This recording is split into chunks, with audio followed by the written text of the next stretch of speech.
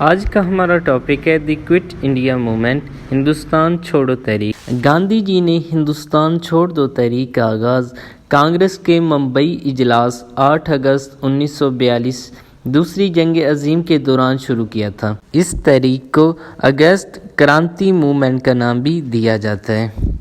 گاندھی جی نے اپنے پروٹیسٹ میں ڈو اور ڈائی کا سلوگن بھی استعمال کیا، لیکن مسلم لیگ نے اپنے کراچی اجلاس میں 1974 میں ڈیوائیڈ اینڈ کوئٹ کا نعرہ لگایا، یعنی تقسیم کرو اور چلے جاؤ۔ اس تحریک کا مقصد ہندوستان کی برطانوی راج سے خاتمے اور آزادی کا مطالبہ تھا۔ اس تحریک کے immediate causes and back ground دیکھ لیتے ہیں۔ جنگ عظیم دوم کا آغاز ہوتا ہے 3 ستمبر 1939۔ اس جنگ کی صورتحال کا فائدہ اٹھانے کے لیے کانگریس کے لیڈروں نے فیصلہ کیا کہ برطانوی حکومت پر آزادی کے لیے مزید پریشر ڈالا جائے، جس کے لیے انہوں نے کانگریسی وزارتوں کا خاتمہ کر دیا۔ وہ نومبر 1939 میں مستعفی ہو گیا اپنی وزارتوں سے۔ اس تحریک کی ایک دوسری وجہ کرپس مشن کا خاتمہ تھا۔ کرپس مشن 22 مارچ 1942 میں برطانوی حکومت نے سر اسٹیفرڈ کرپس کو برِ صغیر میں بھیجا، جس کا بنیادی مقصد جنگ عظیم میں ہندوستان کا ساتھ حاصل کرنے اور جنگ کے بعد ان کے مطالبات پورے کرنے کا وعدہ تھا۔ اس نے جو تجاویز پیش کیں 30 مارچ 1942، اس میں 2 سب سے اہم تھیں۔ نمبر 1، یہاں پہ ایک کنفیڈرل فارم آف گورنمنٹ ہوگی، اور نمبر 2، کنفیڈرل فارم آف گورنمنٹ میں صوبے اگر آئین کو پسند نہیں کرتے تو وہ بااختیار ہوگے کہ وہ مرکز سے علیحدہ ہو جائیں، اور مینارٹیز کے تحفظ کے لیے فردر سٹیپس اٹھائے جائیں گے۔ تجاویز کرپس پر سیاسی جماعتوں کا رد عمل مختلف تھا۔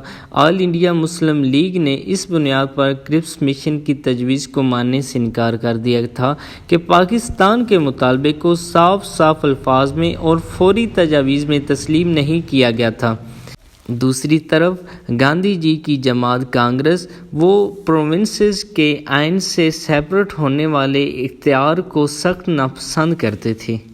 یہ تحریک ناکام کیوں ہو گئی؟ برٹش ایک طرف جنگ عظیم دوم لڑ رہے تھے تو دوسری طرف برِ صغیر میں یہاں پہ ہائی لیول پہ پروٹیسٹ، احتجاج، ہڑتالیں اور مارچ ہو رہے تھے۔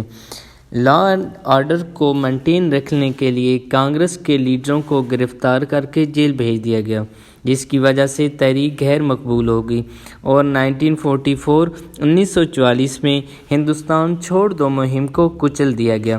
انگریزوں نے فوری طور پر آزاد کرنے سے انکار کرتے ہوئے کہا تھا کہ یہ جنگ ختم ہونے کے بعد ہی ہو سکتا ہے کہ تم کو آزادی دی جا سکتی ہے۔ اس تحریک کے اثرات کیا ہوئے؟ نمبر 1، ہندوستانی عوام میں نیشنلزم اینڈ سیلف رول کا احساس مقبول ہو چکا تھا۔ دوسرا، انگریزوں کو بھی یہ احساس ہو چکا تھا کہ India was ungovernable in the long run due to the cost of World War second. World War second کے برطانیہ کے وسائل پر تباہ کن اثرات ہوئے، اور ہندوستان میں بھی شدید قسم کے احتجاج، ہڑتالیں اور مارچ ہوئے۔ اس تحریک نے عوام کی بہت زیادہ پارٹیسپیشن حاصل کی، جس کی وجہ سے انڈین پیپل میں کانفیڈنس، اعتماد پیدا ہو گیا تھا اپنی ڈیمانڈ کرنے کا انڈیپینڈنس کے لیے۔ برطانوی راج سے آزادی میں اس تحریک نے بہت اہم کردار ادا کیا۔